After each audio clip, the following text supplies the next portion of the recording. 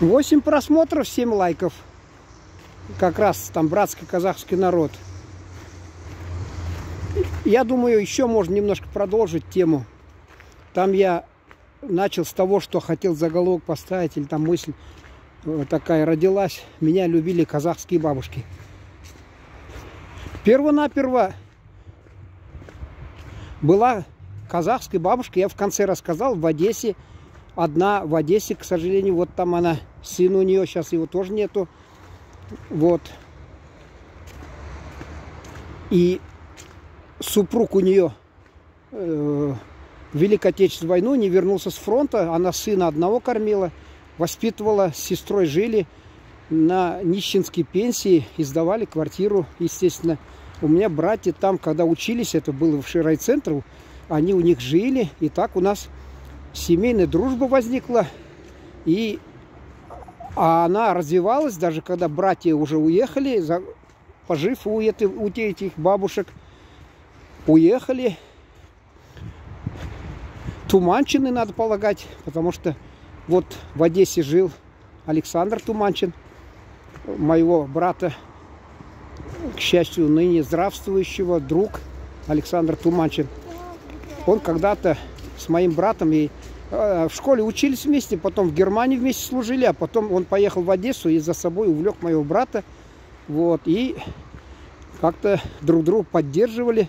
Так вот, это бабушки две, они вот приезжали к нам, мы были маленькие. Отец у нас был чабаном, уже к тому времени получал хорошую зарплату, 250, там я вот справку видел, пенсионный фонд представленный, чтобы пенсию ему давали, там 125 повышенную тогда. Вот, и бабушки приезжали, они жили на свою нищенскую пенсию. Да. И привозили нам, ну, гостиница надо, без гостиницы, как родители шутили, халтаңа қарайды.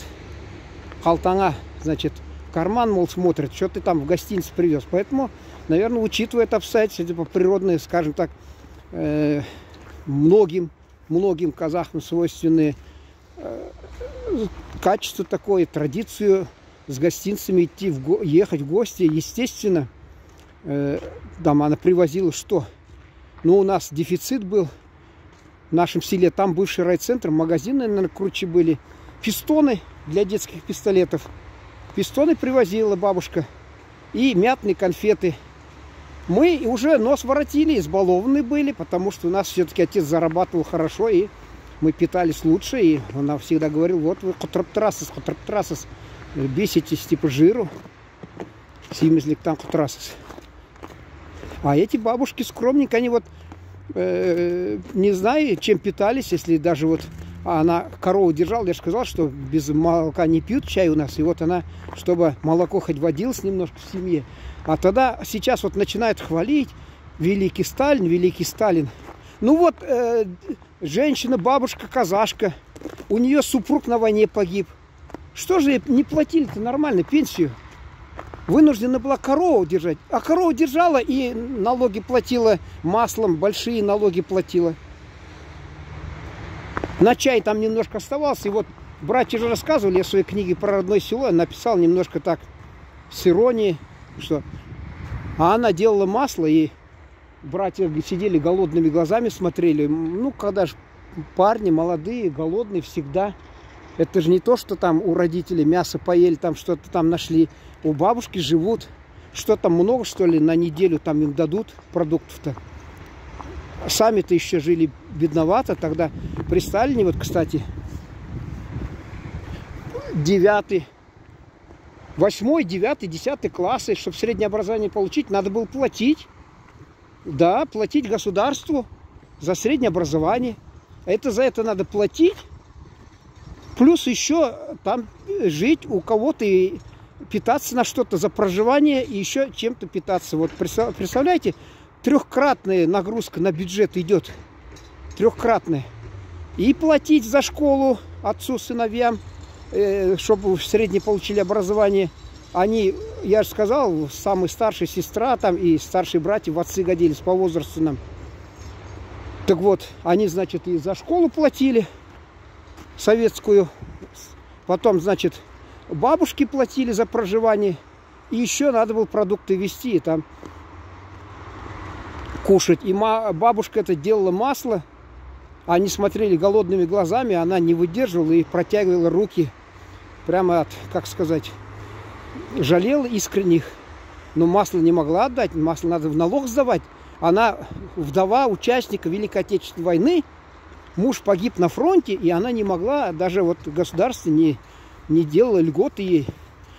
Пенсия была нищенская, она где могла работать там? В колхозе. В колхозе это только Хрущев, Маленков это списал колхозам долги, и при Хрущеве стали немножко платить пенсию. Я помню, дедушка наш Исрафиль, когда приносили, допустим, пенсию 12 рублей, дедушка решил, раз мало платите, значит, я буражу столько, чтобы я свои деньги отобью. Это я шучу. Поэтому 96, что ли, лет прожил. Мама говорила, чуть ли не все 100. Вот представь, с 60 лет он лет 30-35, как минимум, пенсию получал.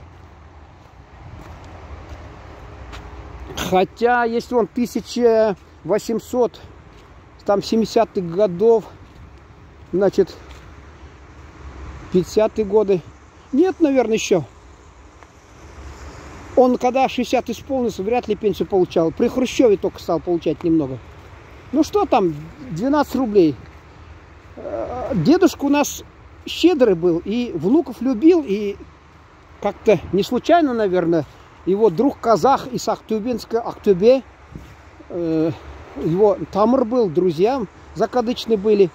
Вот, а, наверное, дед широкой души тоже, как тот его друг. Друзья же, они, знаете, совпадают обычно черты. И вот дедушка широкой души был, не жадный. В кино просишь, всегда дает денежки. И вот дедушка как-то однажды пошел, и у него там при 12 рублях пенсии за 10 рублей, что ли, там банку, огромную банку внукам купил халвы. Халвы купил, большую банку.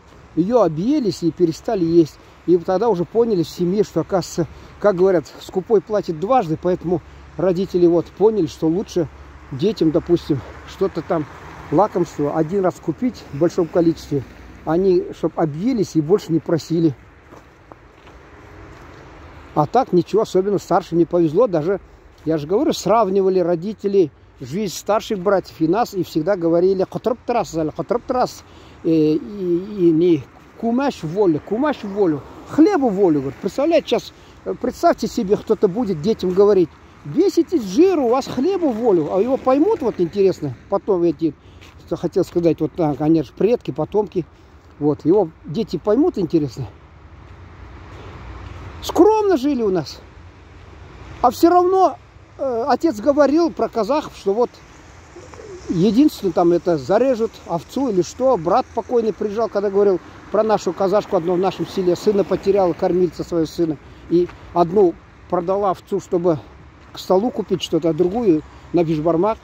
Вот такое было, да. И в пир закатывали на широкую ногу. И отец говорил, они, казахи, по каждому поводу, говорят, садака собирают. Буквально по каждому поводу. Все время. Потому что, если, извините уж, среди них вот у нас сколько имамов, мулла был в селе. С самого начала, как татарский мулла был, и мечеть там, значит, его там посадили в 30-м году в Кутузку. И он несколько дней продержали. Население просило почитать гайт намазу, он уступил и в результате пострадал от советской власти. Его заперли, он, когда его выпустили, он удрал. И с тех пор там только при Хрущеве, наверное, начали собираться старики. И вот были эти, мулла был у нас в селе. И я помню, татары, казахов не было. И это не говорит о том, что там ущемление. Нет, просто казахи говорили, что вот, значит, предлагали. У нас сейчас даже в родном селе там есть казах.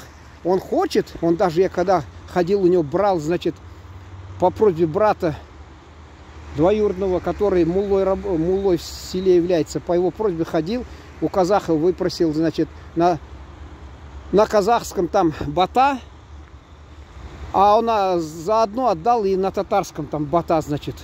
Он и татарский бата учил, чтобы сидя среди татар, на татарском читать. Вот. И сейчас тоже казахи большинством голосов выбрали его, татарина. У нас в селе вот так вот.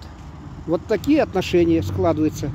Поэтому, когда зовут в гости, я вот, он ходил, вот, тюбетейка, а я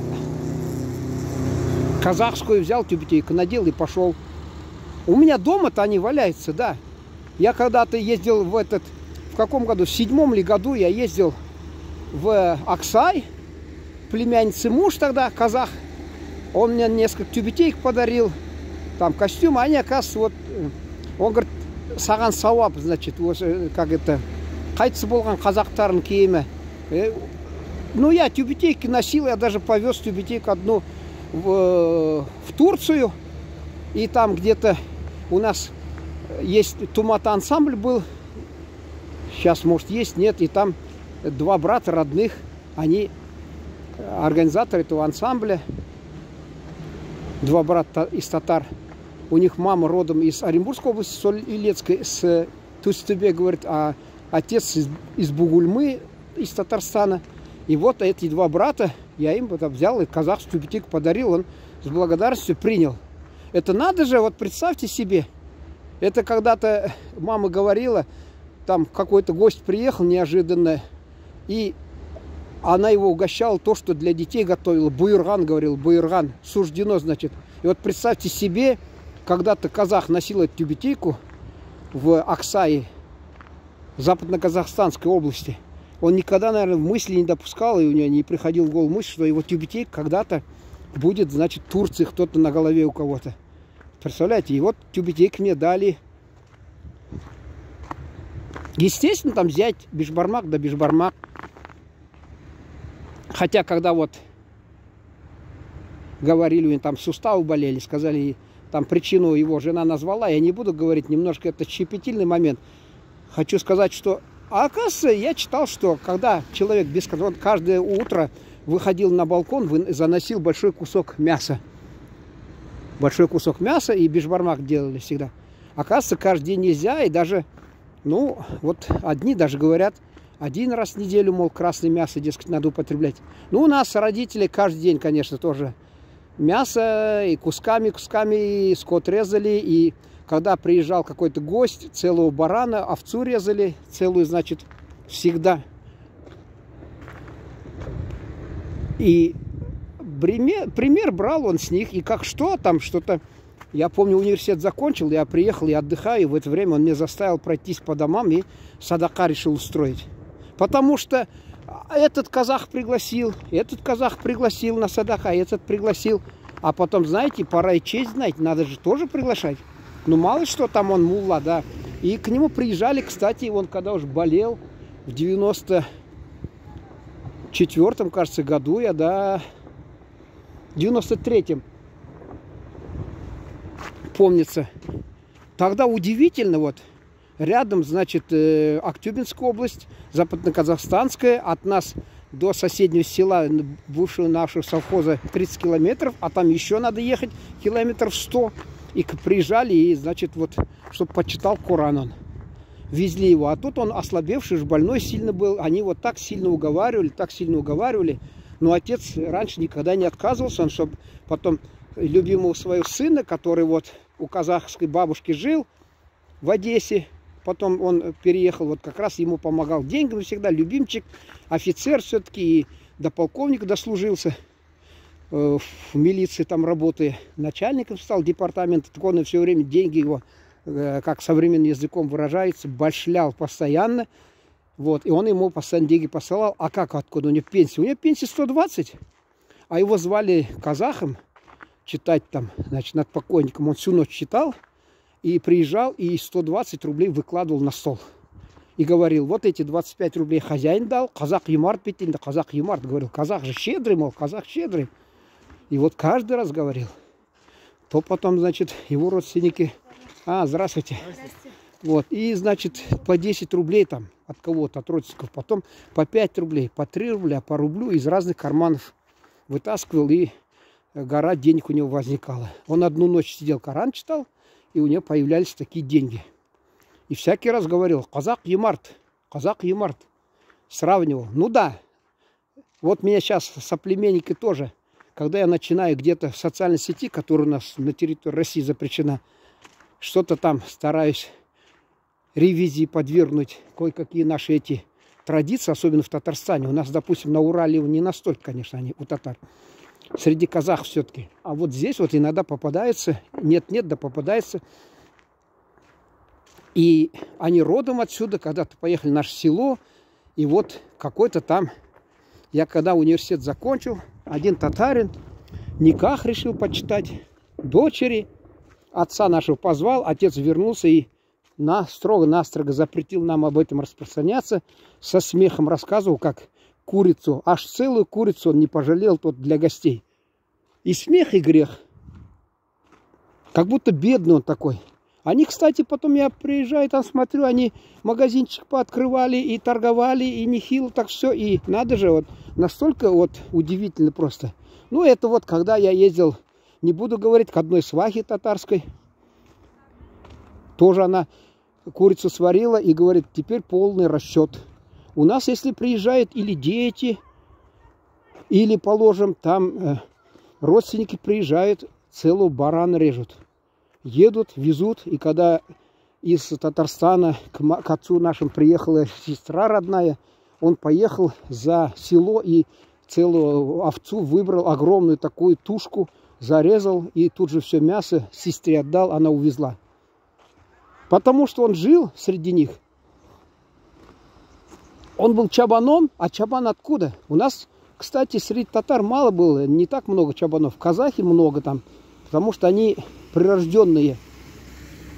И некоторые татары становились чабанами, а потом нашей маме даже говорили: Рашидапа без уңайгына дип уйлаган эшегезне уңай түгел икән. Ну, тетя Рашида говорит: мы думали, что легкая ваша работа чабана, только деньги собирайте. Вот, а оказывается, тяжелая работа. Да, это тяжелая работа, поверьте. 600 коз пуховых вот выгонять, а потом весной сакманы, а потом летом, потом, значит, в степь. И в степи еще там вот 600 козлят оставалось живых там, значит, 1200 коз в степи пасти, на лошади скакать, на жаре. Это не каждый мог выдерживать. Были у нас чабаны, да, среди татар, но так же, как и среди русских, не настолько их много было. А среди казахов там много было чабанов. Хали ага, Жулчугулов, Хамбар ага вроде тоже как-то был чабаном, Жумабай ага, этот Каражанов, я как-то писал про него в газете «Ровесник октября».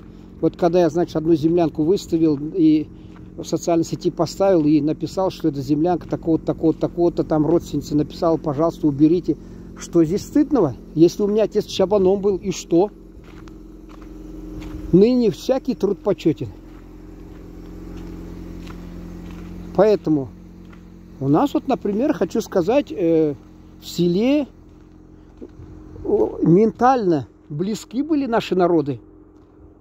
И если бы, допустим, я еще не знаю, если бы там представители других конфессий там рядом обитали, вместо казахов, может быть, среди наших татар там в селе пьющих больше было бы. А так все-таки смотрели. Разные были, да, разные были. Там бабушка приходила, одна казашка, и жаловалась, что сынок он выпивает. А что, он, как, отца нет, некому воспитывать, на фронте, видно, погиб, скорее всего, да, потому что я по возрастам вычисляю и смотрю, да, действительно, по возрастам так и выходит. Но все-таки, знаете, когда я еще удивляюсь, с одной стороны, партия боролась, значит, за что она боролась? Ну, она против алкоголизма, против употребления алкоголя, который вели к прогулам, здоровье гробила трудящимся. Но, с другой стороны, она бы разумно бы отнеслась к тем же казахам нашего села, татарам, которые проводят садака и таким образом помогают оздоравливать общество. У них экстремистских лозунгов не было. Они тихо-тихо собирались там, читали Коран, ели бишбармак, читали Коран, да. И вот с детства я помню, мы на улице бегали, и мальцами, кричали там и коту ворух, потому что в одной из там этих, кажется, во время священного месяца там Таравих, что ли, был, и что, и там, значит, вот во время этого читали вот намазы и все, и мы запомнили. Ментально-то близки были. И у нас не трогали. Я же сказал, что благодаря вот казахам, что у нас, допустим, в селе ислам не ущемляли. В Татарстане по полной программе. По полной программе ущемляли. Когда мне один рассказывал, что возле рынка, там уличного рынка, говорил, что они в школе учились в старших классах, и в день Курбан-Байрама им давали повязки, заставляли стоять, не пускать стариков на кладбище, потому что те бедные, надо им намаз почитать праздничный. Они два раза в год, наверное, вот читают, больше им нигде не дают встречаться. И они стояли, стариков не пускали. Просто им велели, и они повязку надевали, не пропускали. А у нас нет в селе, пожалуйста. Проводили, мечеть просто не отдавали каменную, там водку хранили. Брат был председателем рабкопа, и как-то я заходил и видел там, даже помню в каком месте ящики с водкой. Мне это врезалось в память, потому что мечеть все-таки там какая-никакая. Если советская власть не смогла справиться с алкоголизмом, почему бы не привлечь ислам тогда?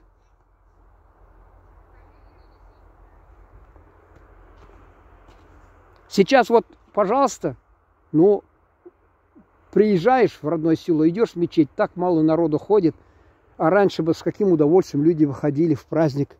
Так нет, коммунистическая партия, она сама была монополистом, ни одной партии не решала, они эсерами, с эсерами, подожди, да, с эсерами они разобрались как-то, вот, не стали их допускать, как сказать, к кормилу, что ли, власти, да, и все. Это что за партии, что за демократия, если нельзя было там другим? А что, ислам, он наш советский ислам призывал к разбою, призывал к чему-то негативному, что ли? Они боролись тоже с алкоголизмом, воспитывали молодежь, и молодежь на глазах у стариков росла и боялась лишний раз показаться пьяными там. И благодаря вот то, что казахи рядом жили, поэтому, вероятно, это... И у нас, я же сказал, что когда, чтобы во избежание обвинений в национализме, там, допустим, татарин говорил на казахском с казахом, казах с татарином на татарском, и какой это национализм, если на языке другого человека? А так они стеснялись. У нас даже, помню, я ходил, и чаще вот было, я вот в татарских семьях не замечал, а в казахских, к сожалению, замечал там. Захожу, что-то разговариваю с одноклассником, а там что-то спрашиваю, он с матерью на русском языке. На русском языке разговаривает. Потому что у них, если с дедушкой, бабушкой их не воспитывали, тут вот я сколько видел в Татарстане или в Башкортостане, в городах, они в городе живут, по-русски разговаривают. Если хорошо, в деревне бабушка, они на деревню уезжали, в деревню летом, и хоть немножко осваивали родной язык. А иначе нет никакой надежды на сохранение языка. Деревня сохраняла наш язык родной. И удивительным образом, действительно, когда в соседних республиках автономных при Хрущеве, при Сталине там разрешали коров держать, у нас не разрешали, а потом, когда разрешили, коней нельзя было держать. В той же Оренбургской области у нас, на границе с Казахстаном, хоть 2 лошади держи, никому дел нет, площади разрешали. А здесь, видно, вот молоко гнали в большом количестве, молочные реки бурным потоком текли в Москву в виде масла. И не случайно ведь, когда вот перестройка пошла, и с Москвой у нас как декларация о суверенитете, а перед этим шутку там распустили свободному Татарстану, дескать, свободные вагоны. Потому что из Татарстана привыкли мясо, масло везти, а потом в Татарстане, я говорю, жил в общежитии, когда пединститута и дефицитный индийский чай дал, родителям послал его, там, одного приятеля. Он даже маленькую баночку сметаны не привез. Я думал, что это за жмоты. А, видимо, там у них это или не было коровы, или просто запрещали. И вот на улице вот татарки рассказывали о том, что вот 3 овец разрешали держать, 10 кур татарам. И все, и одну корову. И они говорят, когда приходили сельсовет с проверкой, они ягненка прятали в бане. А в Казахстане не было. А у нас по 30 овец держали, по 50 во дворе. Мы когда приходили с детского кино, родители заставляли нас идти в сарай и поить этих ягнят по весне. Я помню надпись там 25 апреля на доске написал. Как раз ягнята появились, их надо было кормить молоком насильно, потому что один там сильный все выпивает и обтрескается, у него все там, извините, под хвостом застыло, его надо ножницами обрезать там все, чтобы он по-большому ходить мог. А другого не подпускал этот сильный слабака, и тот голодный умирал, и мы этого овцу заваливали на бок, и ягненку в рот прямо цедили молоко, насильно поили молоком ягненка. Вот. И это все благодаря тому, что мы на границе с Казахстаном жили. И там власть советская помягче относилась к этим народам. Центральной Азии, Казахстана. Хотя, конечно, Москва там свою роль сыграла негативную в свой период, когда целина, когда, значит, после этого там ветры, как бури были, и вот этот слой, весь гумус, этот слой выветрило, и там много зерна гнило и прочее. Это я не буду останавливаться. Мне это как-то, знаете, тема, она не добавит, скажем, как пиетета от критиков, от сторонников власти той тогдашней. Вот. Поэтому, а так мы жили в этой среде, и замечательно было у нас условия, и дружно общались. Сейчас, конечно, перемешалось все. Тогда было, значит, два края русских и один край татарский называли. И казахи бок о бок жили. И общение происходило легко, непринужденно на языке друг друга. Ну все, пожалуй, у меня тут появилось, что 15% осталось, тем более на холоде энергии. Боюсь отключиться. И будет как-то, знаете, невежливо подумают зрители, что я взял и прервал на полусловие. Всего доброго, спасибо за внимание. Если казахские братья поддержат, я, наверное, еще постараюсь что-то вспомнить. Надо регулярно, регулярно просто освещать эту тему, потому что это очень важно для сохранения наших отношений в тюркском мире и вообще в Российской Федерации, где проживает большое количество казахов. Надо жить в мире, дружбе, солидаризируясь с, как сказать, с идеями друг друга, поддерживать друг друга морально хотя бы. Мы все-таки родственные народы.